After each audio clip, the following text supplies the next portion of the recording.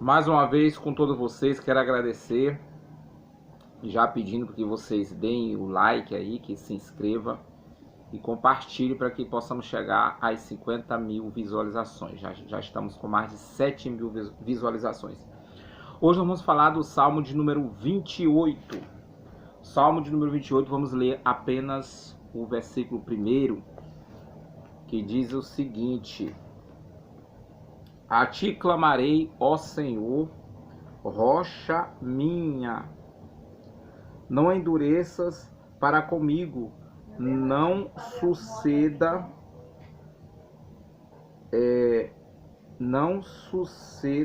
calando-te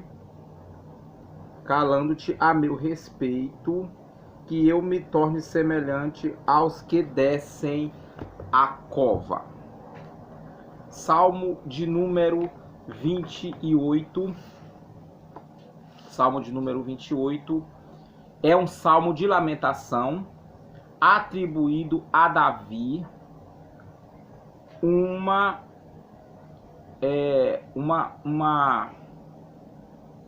prece contra os inimigos e uma invocação real de louvor. Fala-se aqui especificamente que o Salmo de número 28 é um salmo de lamentação, mas também ele é um salmo de louvor. Ele é um salmo de louvor. Então ele é de duas coisas, louvor e lamentação, mais lamentação do que louvor. Porque o Salmo de número 28, ele lamenta, ele pede, mas também ele louva a Deus pelas obras que Deus faz em nossas vidas todos os dias. Então, ele é atribuído a Davi, né? Ele faz uma prece contra os seus inimigos, Trazendo para os dias de hoje, nós também podemos fazer uma prece, uma oração, né?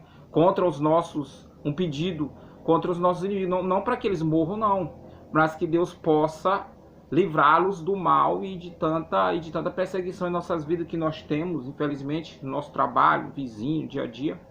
A gente pede que Deus nos proteja deles, né? Por isso que fala uma prece contra os inimigos de Davi, né? E faz uma invocação real de louvor, ou seja, o que isso significa? A partir do momento em que Davi estava orando contra os seus inimigos, para Deus proteger dos seus inimigos, livrar dos seus inimigos, guardar dos seus inimigos, Davi também estava fazendo uma invocação de louvor, louvando a Deus, porque Deus o protegia e o protege como nos protege todo momento.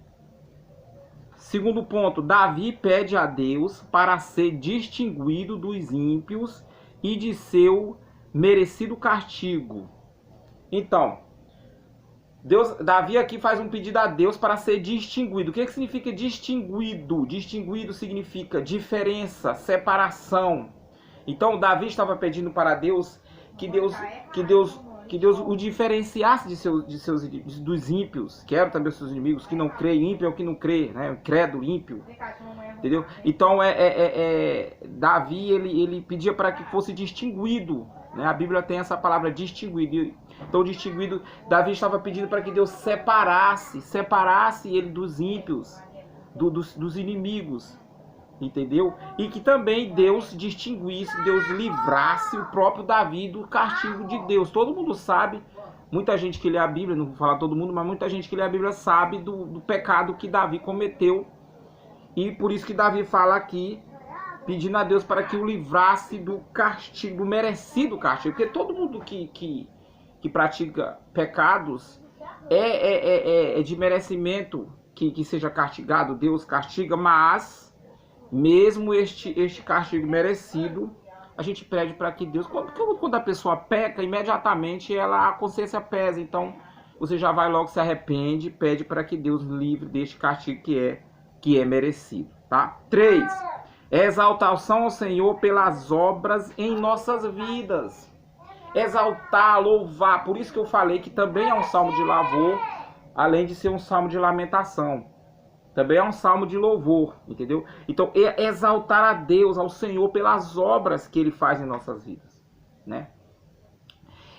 Esse poder da vida, esse poder da cura, esse poder da libertação, esse poder de entender as coisas, de interpretar as coisas. Eu não me lembro, acho que eu já devo ter falado que quando a pessoa, todo mundo tem sua importância, às vezes a pessoa não é pregador, não é cantor, mas ele ora, ele está, só a presença dele na igreja já é um testemunho. Então devemos exaltar a Deus por isso, pelas nossas vidas, pelas obras de Deus. A primeira grande obra que Deus tem em nossa vida é a própria vida. É a primeira grande obra que ninguém quer morrer. Então é a obra das obras. As outras coisas serão acrescentadas. Então devemos exaltar a Deus por isso, agradecer. Existem várias formas de exaltar. Exaltar não é sair gritando na rua, Deus, Deus, não. Você pode agradecer, até mesmo em particular, você e Deus, agradecer pela paz, pela vida, pelo amor, pelo carinho, por estar vivo, pelo pão de cada dia. Isso é exaltar a Deus. E você pode também exaltar a Deus dando testemunho na rua, dependendo do tipo que você conversa, do tipo que você se expressa, do tipo que você comporta. Ponto 4, número 4. Louvar ao Senhor que livra seu povo. Então, falamos de lamentação, mas já falamos duas vezes a palavra louvor. Então, o salmo é de louvor. Louvar ao Senhor que livra seu povo. Deus livra o seu povo a todo momento. A Bíblia, ela é bem clara nisso, quando livrou o povo de Israel, quando o muro de Jericó veio abaixo. Então são várias coisas que quando livrou Lázaro morreu, livrou Lázaro da morte, não é? Quando livrou o pessoal ali no primeiro milagre que Jesus fez, as pessoas ficaram com vergonha porque o vinho tinha acabado. Então foi um livramento, não deixa de ser um livramento. Mas o grande e maior livramento de todos, eu falo todo dia, é o Senhor nos livrar da morte. Muita gente está morrendo de acidente de carro, acidente de moto, por causa de doenças, e nós estamos vivos, seguindo vivo. Então esse é o grande livramento que Deus dá ao seu povo. É o grande livramento que Deus nos dá, é o fato de estarmos vivos. Ponto 5. Rocha minha, significa firmeza, certeza, fé inabalável no Senhor. Então, por isso que eu resolvi comentar sobre o Salmo de número 28. Eu resolvi fazer a interpretação, o significado desse Salmo de número 28. Logicamente que a palavra rocha, ela vem em vários trechos da Bíblia, entendeu? Mas eu quis comentar em cima desse Salmo de número 28, porque além de rocha, fala de implementação, fala de louvor, entendeu? Fala de diferenciar o homem, vamos dizer assim, o cristão, o servo de Deus, do ímpio. Quando fala diferenciar, distinguir, não quer dizer que somos melhores, não, mas tem que ser diferente. Se fosse igual, então não adiantava, né? Então é isso, rocha. Olha, eu estou firmado na rocha. A rocha, gente, é uma coisa firme, é uma coisa forte. Se você vai lembrar daqueles filmes antigos de Bang Bang, quando os bandidos estavam atirando no principal do filme, eles se escondiam atrás de uma rocha, e aquela bala batia na rocha e ela voltava. Porque a rocha é um trem firme, é uma coisa inabalável. Por isso que aqui eu acrescentei, com minhas próprias letras, acrescentei rocha, firmeza, certeza, fé, inabalável, sabe? Você tem um casamento estabilizado, é uma rocha, é um trem firme, é um trem que não vai acabar. Se o seu emprego é fixo, está estabilizado, é uma rocha. Se a igreja onde você está frequentando, você está firme naquela igreja, é uma rocha. Então, quando é uma rocha, é difícil de remover.